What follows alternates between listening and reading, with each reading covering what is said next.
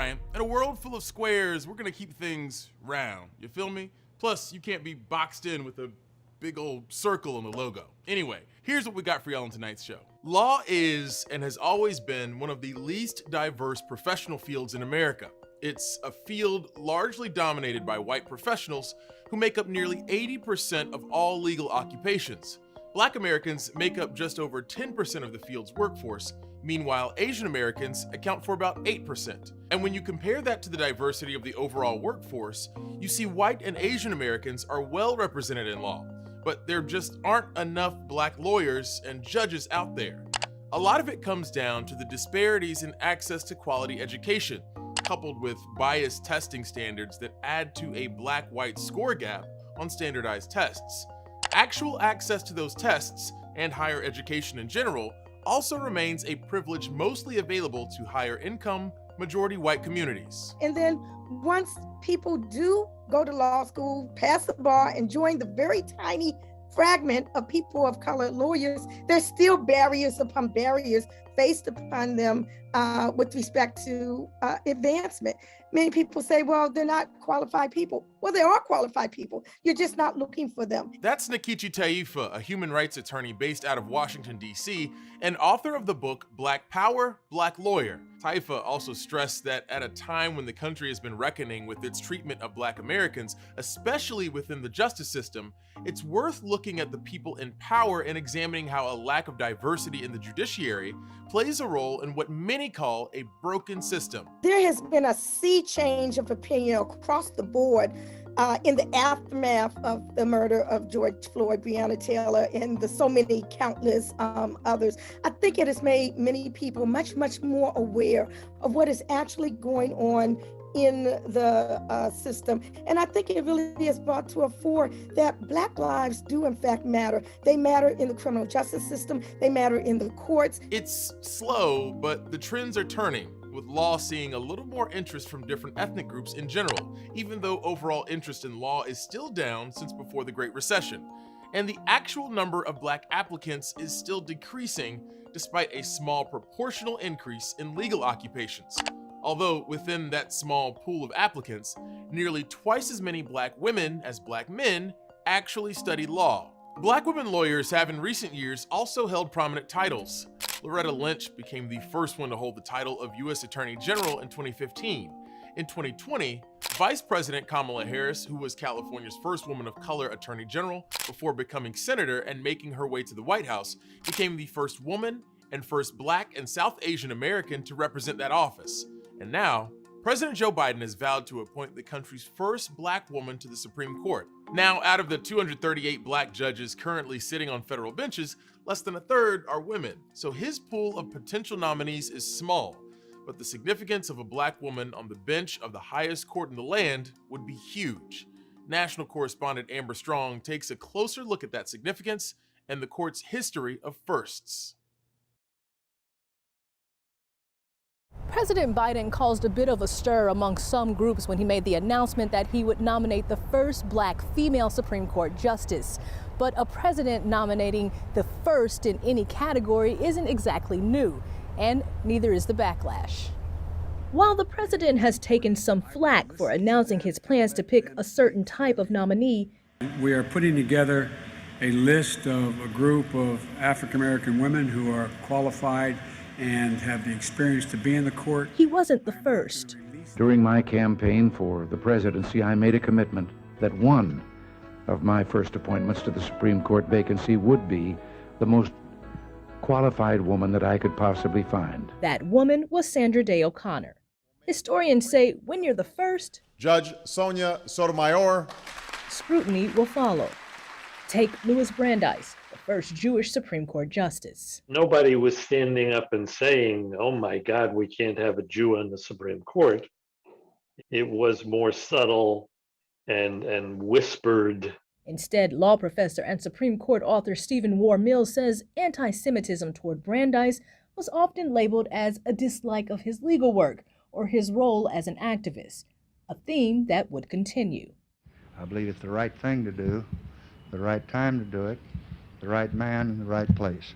The appointment of acclaimed lawyer Thurgood Marshall was years in the making. I'm certain that there's no possible reason that I could have to not adequately represent this government, which is, after all, my government. That didn't stop the backlash from those who believed him to be too closely tied to the civil rights movement. The racism came right out on the table, full out there.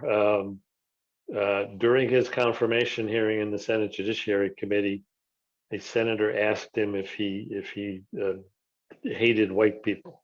It was something he'd faced before. His appointment to the U.S. Court of Appeals by President John F. Kennedy years earlier was also met with rejection from Southern Democrats and voters who sent letters to Kennedy questioning his Christianity over Marshall's nomination. While President Reagan's nomination of O'Connor was much less contentious than Marshall or Brandeis, President Reagan also faced backlash, writing in his diary, "Already the flack is starting from my own supporters." Pushback was from the growing evangelical right, who feared O'Connor would be an advocate for abortion rights. Still, overall, Reagan was largely applauded for the move. In the 233 years of the court and the 115 justices, there have been 5 women, no justices of Asian or Native American descent, and the first Italian-American, Antonin Scalia, wasn't confirmed until 1986.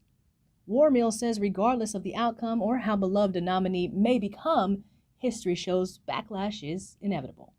Now, Americans are torn about the president's decision to nominate the first African-American female Supreme Court justice, with about 51% in a poll saying that they support the decision.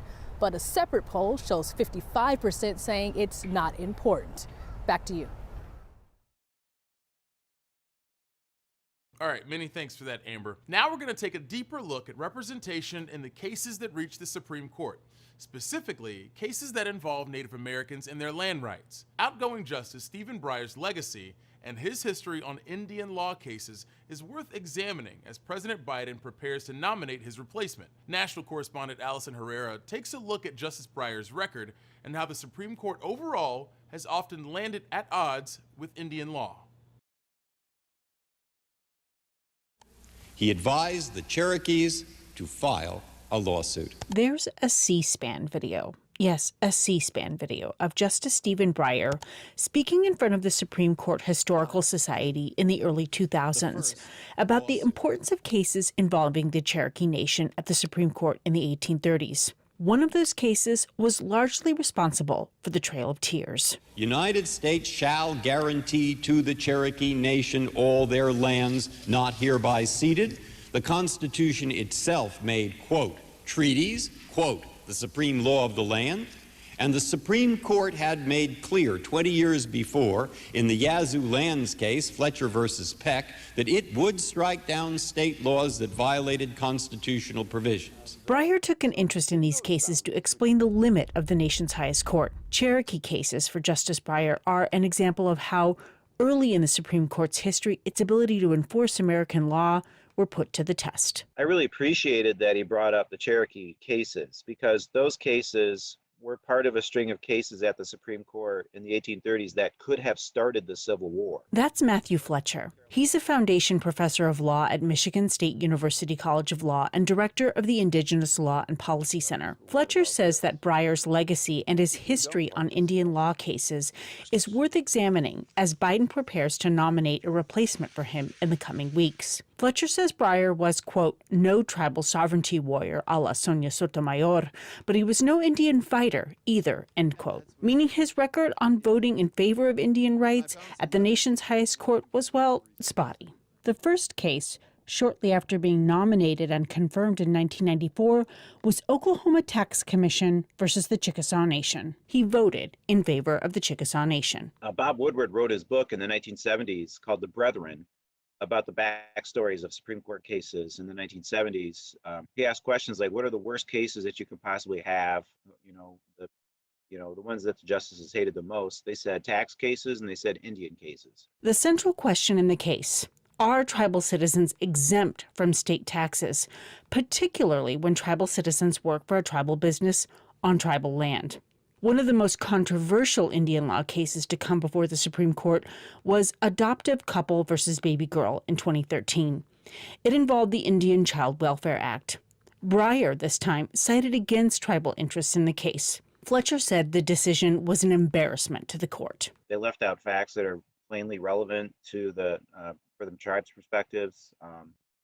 They just got the law wrong, and they wanted the non-Indian couple to win the case. And it was a 5-4 case, very hotly contested, and Justice Breyer voted for the white couple. Since 2014, the Supreme Court has sided with tribal interests. Fletcher says it started with a case called United States versus Lara, which asked the question, does the Indian Civil Rights Act of 1968 give Indian tribes the right to prosecute non-citizens? Maybe at the time it was sort of a non-important case, but if Congress is going to, for example, amend VAWA to allow for tribes to prosecute non-Indians in certain contexts, which it partially already has, Lara is the foundational case for that. One of the biggest issues is that many law schools and judges on the federal bench don't have an understanding of Indian law. Those faculties don't have any interest or care in Indian law. In fact, many of them are kind of afraid of it because they don't want to get it wrong.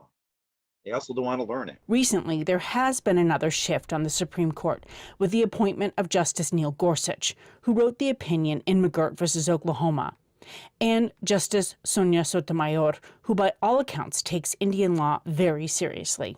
The question is, will Biden's nominee have that background too? For NEWSY, I'm Allison Herrera.